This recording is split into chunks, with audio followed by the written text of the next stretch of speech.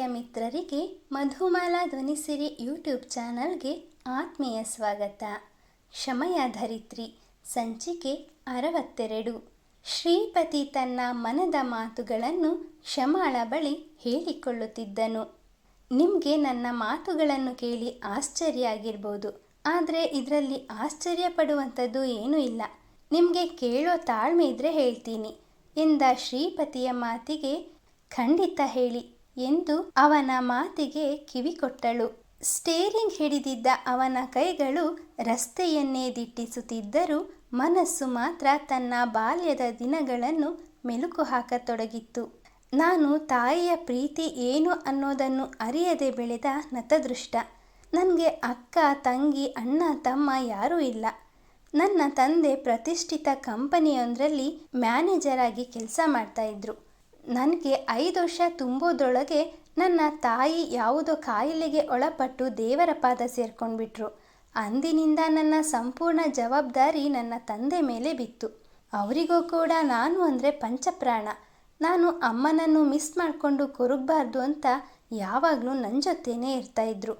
ಆದರೆ ಹೊರಗೆ ದುಡಿಯೋ ಗಂಡಸು ಎಷ್ಟು ದಿನ ಅಂತ ಮನೆಯಲ್ಲೇ ಕುಳಿತುಕೊಳ್ಳೋಕ್ಕಾಗತ್ತೆ?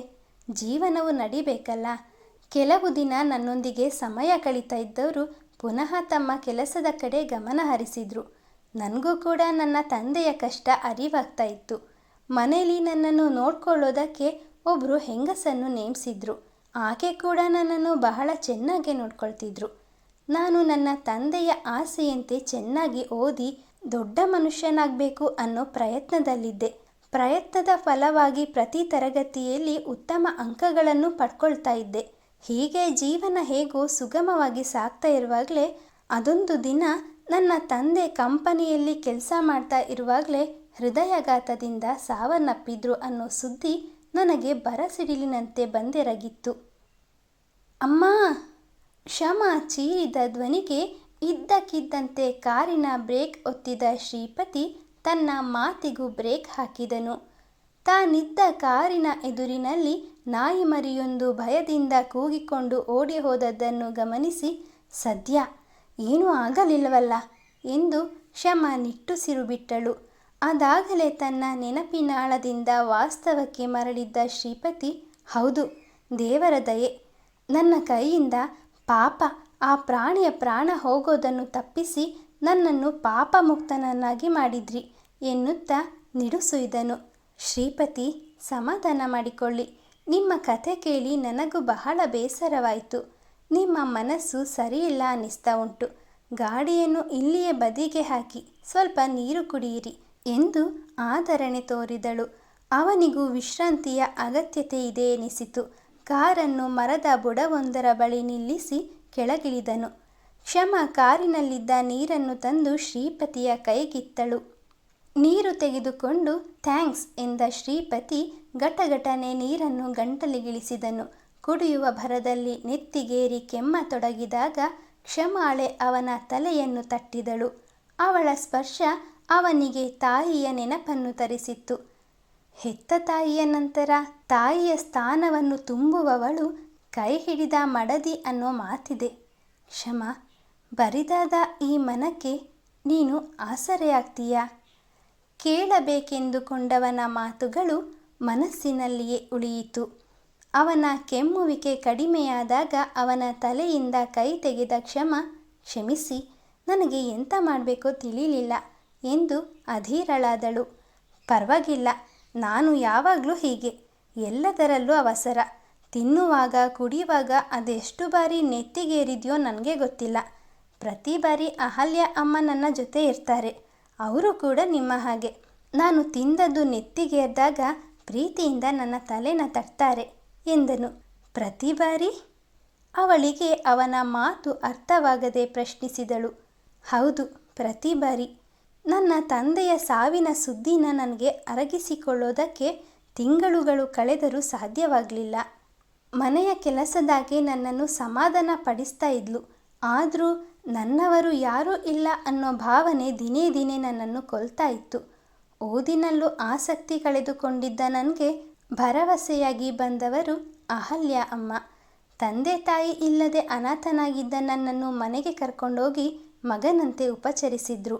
ಆ ಸಮಯದಲ್ಲಿ ಅವರ ಜೀವನದಲ್ಲೂ ಹಲವಾರು ಏರುಪೇರುಗಳು ನಡೆದು ಹೋಗಿದ್ವು. ಅದಕ್ಕಾಗಿ ಅದರಿಂದ ನನಗೆ ತೊಂದರೆ ಆಗಬಾರ್ದು ಅನ್ನೋ ಉದ್ದೇಶದಿಂದ ನನ್ನನ್ನು ಕೆಲವು ದಿನ ಹಾಸ್ಟೆಲ್ನಲ್ಲಿ ಇರಿಸಿದ್ರು. ನನ್ನ ಎಲ್ಲ ಖರ್ಚು ವೆಚ್ಚಗಳನ್ನು ಅವರೇ ನೋಡಿಕೊಳ್ತಾ ಇದ್ರು. ವಾರಕ್ಕೊಂದ್ಸಲ ನನ್ನನ್ನು ನೋಡೋದಕ್ಕೆ ಬರ್ತಿದ್ರು. ನನ್ನ ಓದು ಸಂಪೂರ್ಣವಾದ ನಂತರ ಮುಂದೇನು ಮಾಡೋದು ಅಂತ ಯೋಚಿಸ್ತಾ ಇರುವಾಗಲೇ ಅವರದೇ ಕಂಪನಿಯಲ್ಲಿ ನನ್ನ ತಂದೆ ಮಾಡುತ್ತಿದ್ದ ಕೆಲಸವನ್ನು ನನಗೆ ನೀಡಿದರು. ನಂತರ ಅವರ ಮನೆ ಕರ್ಕೊಂಡೋಗಿ ಅಲ್ಲೇ ಇರೋ ಅಂತೆ ಒತ್ತಾಯ ಮಾಡಿದರು. ಅಮ್ಮನಿಲ್ಲದವನಿಗೆ ಅಮ್ಮನ ಪ್ರೀತಿ ಕೊಟ್ಟು ಸೂರು ಕೊಟ್ಟ ದೇವತೆ ಅವರು. ನನ್ನ ತಾಯಿ ಅಲ್ಲದೆ ಮತ್ತೇನು? ಅಹಲ್ಯಾದೇವಿಯವರನ್ನು ನೆನೆದವನ ಕಣ್ಣುಗಳು ದುಃಖದಿಂದ ತುಂಬಿದವು. ಅವರಂಥ ತಾಯಿಯನ್ನು ಪಡೆದುಕೊಂಡಿರೋ ನಿಜಕ್ಕೂ ನೀವು ಧನ್ಯರು. ಒಳ್ಳೆಯವರಿಗೆ ಯಾವತ್ತೂ ಒಳ್ಳೆಯದೇ ಆಗ್ತದೆ ಅಂತ ನನ್ನ ಅಮ್ಮ ಯಾವಾಗಲೂ ಹೇಳ್ತಾ ಇರ್ತಾರೆ. ನೀವು ದುಃಖ ಪಡಬೇಡಿ. ನಿಮ್ಮ ಕೈ ಹಿಡಿಯುವ ಹೆಣ್ಣು ನಿಜಕ್ಕೂ ಪುಣ್ಯವಂತೆ. ನಿಮ್ಮನ್ನು ಅರಿತು ಬಾಳುವ ಹುಡುಗಿಯೇ ನಿಮಗೆ ಸಿಗಲಿ ಅಂತ ಮನಸಾರೆ ಹಾರೈಸ್ತೇನೆ ಅವಳೆಂದಾಗ, ಆ ಹುಡುಗಿ ನೀವೇ ಯಾಕಾಗಬಾರ್ದು ಎಂದಿತ್ತು ಅವನ ಮುಗ್ಧ ಮನಸ್ಸು. ತುಂಬ ಸಮಯ ಆಯಿತು, ಹೊರಡೋಣ್ವಾ? ಅವಳನ್ನೇ ಗಮನಿಸುತ್ತಿದ್ದವನನ್ನು ಕುರಿತು ಹೇಳಿದಾಗ ಅವನು ಮರು ಮಾತನಾಡದೆ ಡ್ರೈವರ್ ಸೀಟಿನಲ್ಲಿ ಕುಳಿತನು. ಅವಳು ಕಾರು ಹತ್ತಿ ಕುಳಿತೊಡನೆ ಗಾಡಿ ಮುಂದಡಿ ಇಟ್ಟಿತು. ಮೈತ್ರಿ, ಯಾವಾಗ ಬಂದೆ? ನೀನು ಬರೋ ವಿಷಯ ಹೇಳಲೇ ಇಲ್ವಲ್ಲೇ ಮಾರೈತಿ. ಬಿಡು, ಮದುವೆಯ ನಂತರ ನೀನು ಬಹಳ ಬದಲಾಗಿ ಬಿಟ್ಟಿದ್ಯಾ. ಯಾವಾಗಲೋ ಒಮ್ಮೆ ನೆನಪಾಗುವ ಗೆಳತಿಯನ್ನು ಈಗಲಾದರೂ ನೋಡಬೇಕು ಅನ್ನಿಸ್ತಲ್ಲ. ಅಡುಗೆಗೆ ತರಕಾರಿ ತರಲೆಂದು ಮಾರ್ಕೆಟ್ಟಿಗೆ ಹೋಗಿದ್ದ ಕ್ಷಮ ಮನೆಗೆ ಬಂದೊಡನೆ ಗೆಳತಿಯನ್ನು ಕಂಡು ತರಾಟೆಗೆ ತೆಗೆದುಕೊಂಡಳು. ಹೌದು ಮಾರೈತಿ, ಬದಲಾದದ್ದು ಯಾರು ಅಂತ ಶ್ಯಾಮಲಮ್ಮ ನನಗೆ ಎಲ್ಲವನ್ನೂ ಹೇಳಿದ್ದಾರೆ. ಮೈತ್ರಿ ಗೆಳತಿಯನ್ನು ನೋಡಿ ತುಂಟ ನಗು ಬೀರಿದಳು. ಅಮ್ಮ ಎಂತ ಹೇಳಿದರು? ನಾನೆಂತ ಬದಲಾಗಿದ್ದೇನೆ? ಗೆಳತಿಯ ಬಳಿ ಬಂದು ಕುಳಿತು, ಮೈತ್ರಿ, ನಿನ್ನನ್ನು ನೋಡಿ ಎಷ್ಟು ಸಂತೋಷ ಆಗ್ತಾ ಉಂಟು ಗೊತ್ತುಂಟಾ? ನೋಡು, ಮೊದಲಿಗಿಂತಲೂ ಹೇಗೆ ಮೈಕೈ ತುಂಬಿಕೊಂಡು ಚೆನ್ನಾಗಿದ್ದೀಯಾ? ನಿನ್ನನ್ನು ನೋಡಿದ್ರೇ ತಿಳಿತದೆ ಮದನ್ ನಿನ್ನನ್ನು ಎಷ್ಟು ಚೆನ್ನಾಗಿ ನೋಡಿಕೊಳ್ತಾ ಇರ್ಬೋದು ಎಂದು ಮದನ್ ಹಾಗೂ ಅವನ ತಂದೆ ತಾಯಿಯ ಬಗ್ಗೆ ವಿಚಾರಿಸಿದಳು.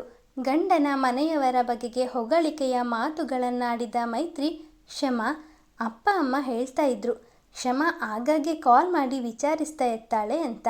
ನೀನು ಎಷ್ಟು ಬ್ಯುಸಿ ಇರ್ತೀಯ ಅಂತ ನನಗೂ ಗೊತ್ತುಂಟು.